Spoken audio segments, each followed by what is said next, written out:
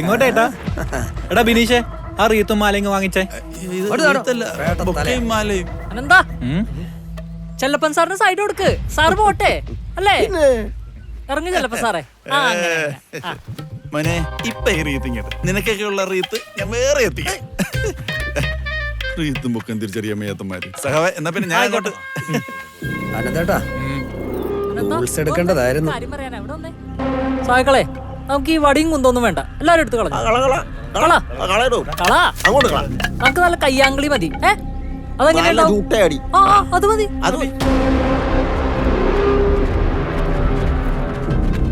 എന്താ വരവിന്റെ ഉദ്ദേശം? സഖാവേ, നിങ്ങൾ ഉദ്ദേശിക്കുന്ന കാര്യങ്ങളൊന്നും ഇവിടെ നടക്കാൻ പോകുന്നില്ല. വേണ്ട, നമുക്ക് വേറെ ഉദ്ദേശിക്കാം. അപ്പൊ നടക്കൂലോ. സഖാവേ, രണ്ട് സാക്ഷികൾ വേണം. ഒന്നാം സാക്ഷി ഞാൻ, രണ്ടാം സാക്ഷി ദേ ഉണ്ണിക്കുട്ടൻ. രക്തസാക്ഷി ആകാനാണ് ഞാനില്ല. ആ മുടിയുള്ള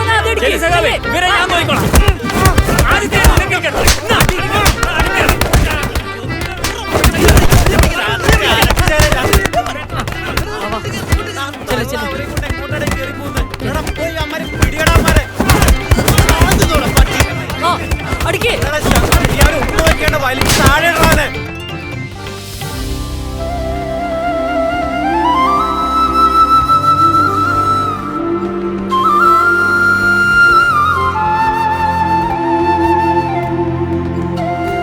സാക്ഷികളെ കിട്ടും മാഡം, സാക്ഷികൾ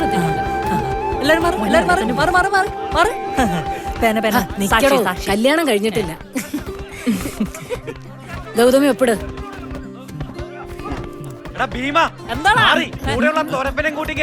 എന്നെ വിളിക്കുന്നത്.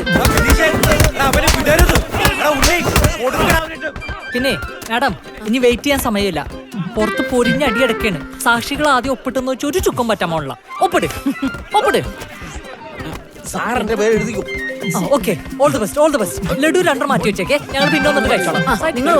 നിൽക്കട്ടെ, വേവാ.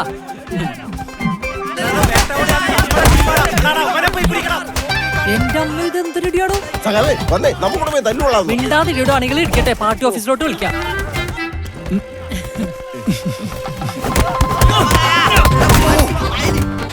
ഹലോ, അവിടെ എത്ര പേരുണ്ട്?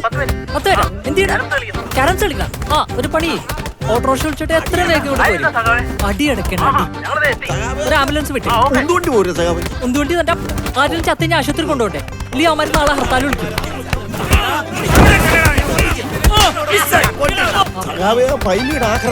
അതെ, അവനെ പാർട്ടിയിൽ നിന്ന് പുറത്താക്കണം. ഇല്ലെങ്കിൽ അവൻ എന്റെ തലയിൽ